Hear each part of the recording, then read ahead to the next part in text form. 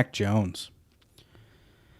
So PFF has a grade on him where he's going to be either a late first-round pick to early second-round draft pick.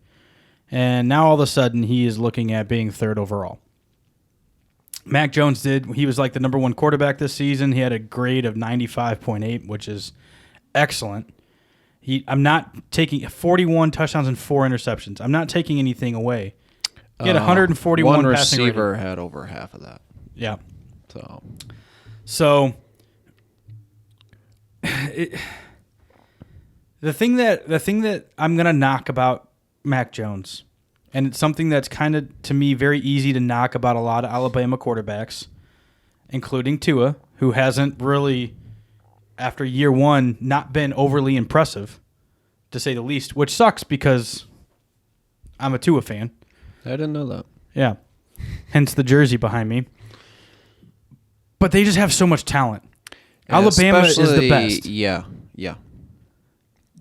When you think of Alabama, there's on the offensive side of the ball, they put out good running backs. They put out excellent elite wide receivers. They put out some of the best offensive line guys in the NFL. Oh, yeah. So, as a quarterback, I mean, it was the best offense in college football last year. That's where I want to go, you know? So, yeah. It's just hard for me to know. Did he have some really good throws? Yes, he did. Was he throwing to guys that were wide open? Devonta Smith was wide freaking open a lot. By far, he had more yards after the catch for his receivers than any other quarterback. By a lot. Mm-hmm. His receivers were making the plays for him and boosting his yardage stats. Yeah, I mean, think about it. Jalen Waddle had an amazing season. Devontae Smith had an amazing season. Not to mention, I always forget his first name, but Mechie. Yeah, I like him, yeah. Another wide receiver that we'll talk about next year. Had a very good season. Najee Harris, one of the top running backs in the league, had a great season. The only thing you can argue is, did they have a tight end? Probably not. I don't know who their tight end was. But still, if it probably had a good one, he probably also had a good season. So, because that's just what Alabama is. They have good players. I think he was just a product of a really good situation. Yeah. I don't know.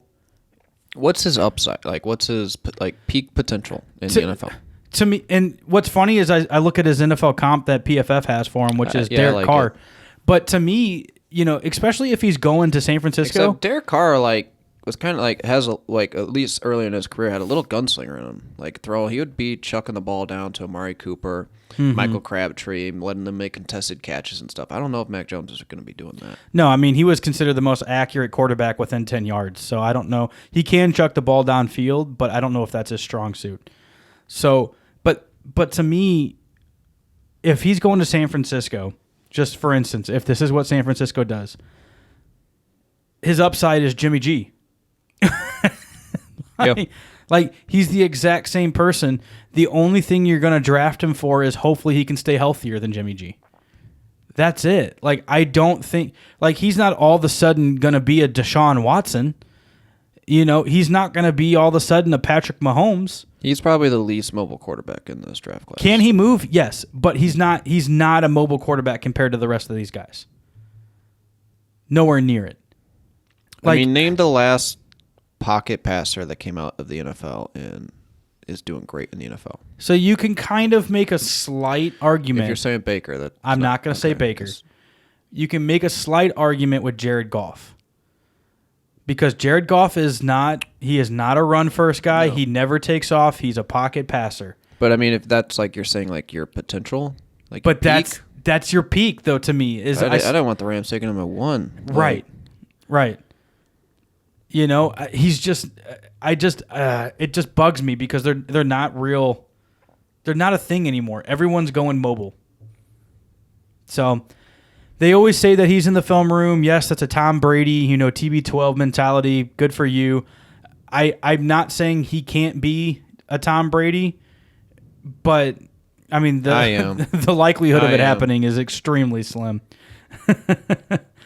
But, I think he'll be fine in the NFL. I just don't think he's going to I don't think he's going to be an elite quarterback.